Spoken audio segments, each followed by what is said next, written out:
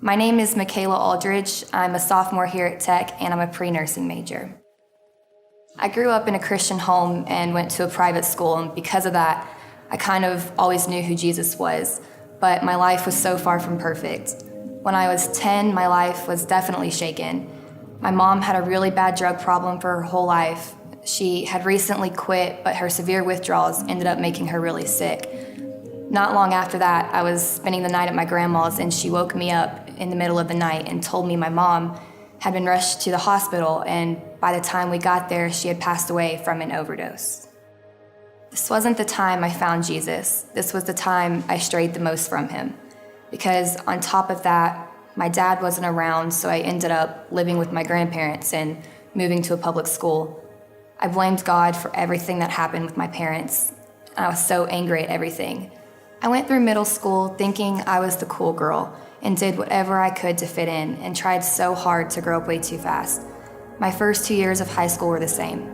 I wasn't the nicest girl.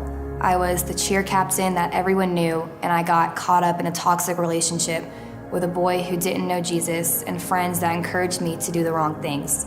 And I did. I just kept straying further and further away. One day, my senior year of high school, my friend Nancy introduced me to her church in Mesquite, Texas. That was the first time I had gone to church in 4 years. And on September 16th, 2015, I recommitted my life to Jesus. I realized I couldn't blame him for taking people out of my life, for my mom passing away, and I realized that he makes no mistakes, and his plan is so much better than my own. When I came to Tech, freshman year was definitely rough. I had committed my life to Christ, but was still partying every weekend and hanging out with the wrong crowd. I was coming to Raider Church, but I had one foot in and one foot out.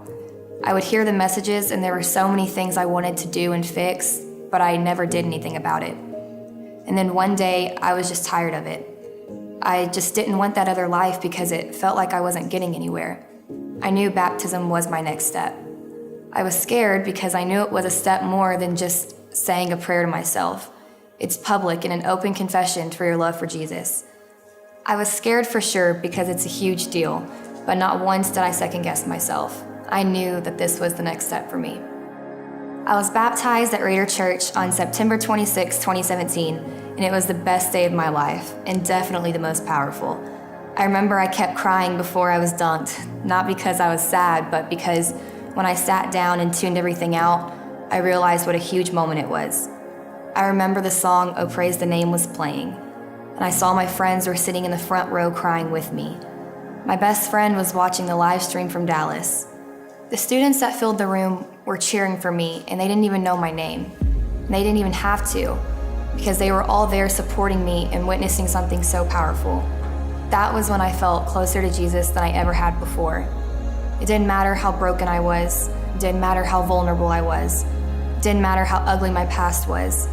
Like I've said before, what mattered is that I had a once-in-a-lifetime opportunity to sit in front of my peers, let go of everything, focus on him, and confess my devotion to him.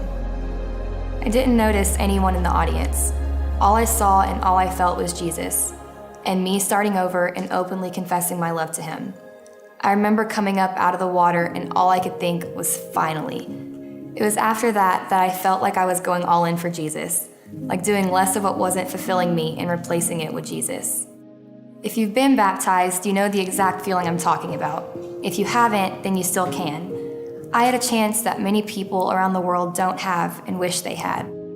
I can't stress enough that your sin is not too big and your past is not too ugly. If there's one thing I'm sure of, it's that we have a Father that gives so much love and so much grace to us that we don't even realize.